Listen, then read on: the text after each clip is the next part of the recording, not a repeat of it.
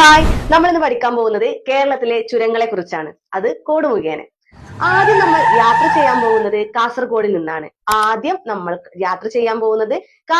നിന്നാണ്. കാസർഗോഡുള്ള ചുരത്തിന്റെ പേരാണ് ആലട്ടി ചുരം. ആലട്ടി ചുരം. പിന്നീട് അവിടെ നിന്ന് അടുത്ത ജില്ലയായ കണ്ണൂരിലേക്കാണ് നമ്മുടെ യാത്ര. കണ്ണൂരിലേക്ക് പോകുന്ന സമയത്താണ് കൂർത്ത കണ്ണുള്ള പെരുമ്പാമ്പിനെ കണ്ടത്. ഇങ്ങനെയാണ് കൂർത്ത കണ്ണുള്ള പെരുമ്പാമ്പിനെ കണ്ടത്. കൂർത്ത എന്നതിൽ നിന്നും കൂർഗിനെ എടുത്തു. കണ്ണ് എന്നതിൽ നിന്നും കണ്ണൂരിനെ എടുത്തു. പെരുമ്പാമ്പ് എന്നതിൽ നിന്നും പേരമ്പാടി ചുരത്തിനെ എടുത്തു. കൂർഗിനെയും കണ്ണൂരിനെയും ബന്ധിപ്പിക്കുന്ന ചുരമാണ് പേരമ്പാടി ചുരം. അപ്പോഴാണ് ഞാൻ എന്റെ കയ്യിലുള്ള ഒരു പാൽക്കുപ്പി എടുത്തിട്ട് പെരുമ്പാമ്പിന്റെ വായയിലേക്ക് ഒഴിച്ചെടുത്തു. എന്റെ കയ്യിലുണ്ടായിരുന്ന ഒരു പാൽക്കുപ്പി എടുത്തിട്ട് പെരുമ്പാമ്പിന്റെ വായയിലേക്ക് ഒഴിച്ചു കൊടുത്തു.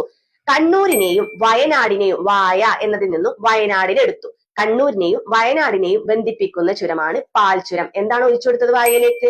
പാലാണ് ഒഴിച്ചു കൊടുത്തത്. അപ്പോ വയനാടിനെയും കണ്ണൂരിനെയും ബന്ധിപ്പിക്കുന്ന ചുരമാണ് പാൽചുരം. അവിടെ ഞാനൊരു പെരിയ മൈസിനെ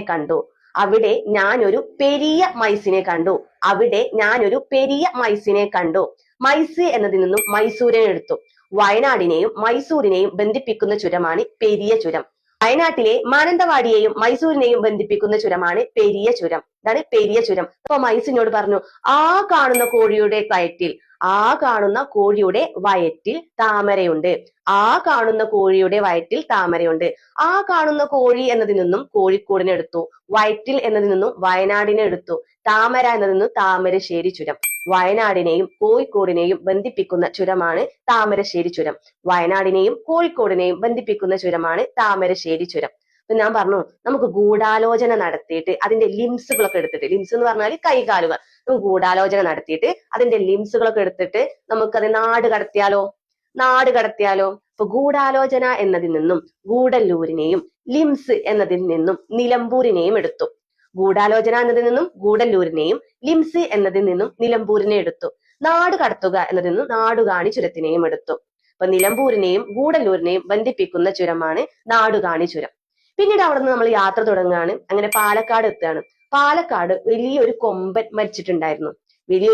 ചെരിഞ്ഞിട്ടുണ്ടായിരുന്നു. അപ്പൊ പാലക്കാടിനെയും കോയമ്പത്തൂരിനെയും, കൊമ്പൻ എന്നതിൽ നിന്ന് എന്തിനെടുത്തു? കോയമ്പത്തൂരിനെ എടുത്തു. പാലക്കാടിനെയും കോയമ്പത്തൂരിനെയും ബന്ധിപ്പിക്കുന്ന ചുരമാണ് പാലക്കാട് ചുരം.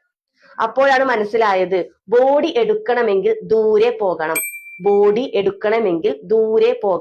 എടുക്കണം എന്നതിൽ നിന്നും ഇടുക്കിയെയും ദൂരെ എന്നതിൽ നിന്നും മധുരയെയും എടുത്തു. ബോഡി എന്നതിൽ നിന്നും ബോഡി നായ്ക്കന്നൂർ ചുരത്തിനെയും എടുത്തു. എടുക്കണം എന്നതിൽ നിന്നും ഇടുക്കിയെ എടുത്തു. ദൂരെ എന്നതിൽ നിന്നും മധുര എടുത്തു.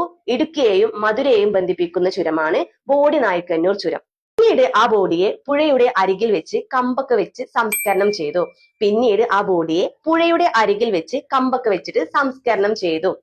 കമ്പ് എന്നതിൽ നിന്ന് കമ്പത്തിനെയും പുഴ എന്നതിൽ നിന്ന് തൊടുപുഴയെയും എടുത്തു. കമ്പത്തെയും തൊടുപുഴയെയും ബന്ധിപ്പിക്കുന്ന ചുരമാണ് കമ്പം ചുരം. പിന്നീട് ഇതിന്റെ സംസ്കരണ ശേഷമുള്ള അവശിഷ്ടങ്ങൾ ഒരു ചെപ്പിലാക്കിയിട്ട് കാവിൽ